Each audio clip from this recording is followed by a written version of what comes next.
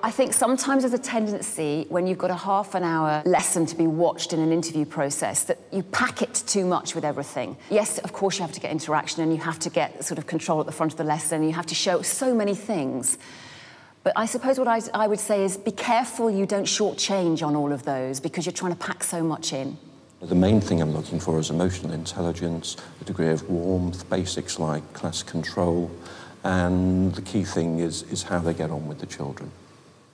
Particularly senior staff, when they're doing a lesson, people want to see what their presence is like. They're testing their voice.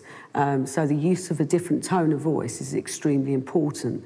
Being able to show that they can show a starter, an introductory task, a main topic, and then the plenary. Being able to show that there is clear structure, but also that they've got full engagement with the students and that the students are engaged in their learning and there's challenge and there's pace. Without those things, then I wouldn't be considering employing somebody. Okay, so I've got a bag of clothes here. Can you do a little bit of repeating for me? No es mía, no es.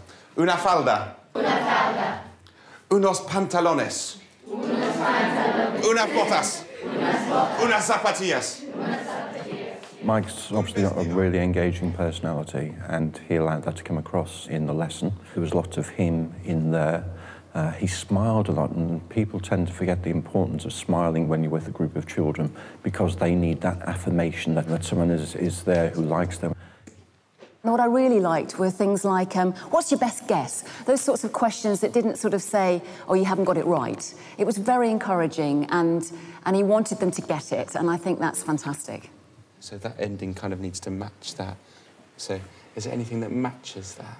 I was extremely pleased about his engagement and the inflection in his voice. I felt that that was a really positive value that he was adding in, and I felt that he engaged the children immediately with his tone and his expressions. Okay, una falda. Unas zapatillas. He crammed lots of learning into a short space of time, which is the true meaning of pace. Pace is not about how quickly you can do things, it's about how much learning you can cram into a lesson, and Mike did that very well. Guys, you must say the colour, but not the word in Spanish. The one thing that I would consider if I was him was that he was teaching a languages lesson, so he really should use target language rather than instructing them in English. Any ideas so far? What do you think it might be? I missed opportunities for real listening and questioning the children about their thinking. I would have liked to have seen him ask the children, you know, what do you think this lesson's been about? What have you learnt at the end of this lesson that you didn't know at the start of the lesson? And I think there could have been more time to deeper questioning and really challenging the children around their thinking capacity and their capability. Remember,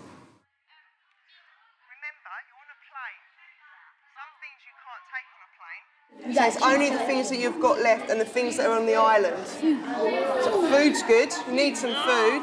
Rebecca was very good at getting round the groups and facilitating their progress. There was a lot of self-learning going on there because she allowed it and she encouraged it to happen. Okay, well done, good. I think she interacted extremely well with the students. I was very pleased to see that when she worked with the students, she went down to their level and started asking them questions and gained responses from them. So where can you get the water from, maybe? Well done, excellent, okay. On a sort of small group level, she was asking some good questions.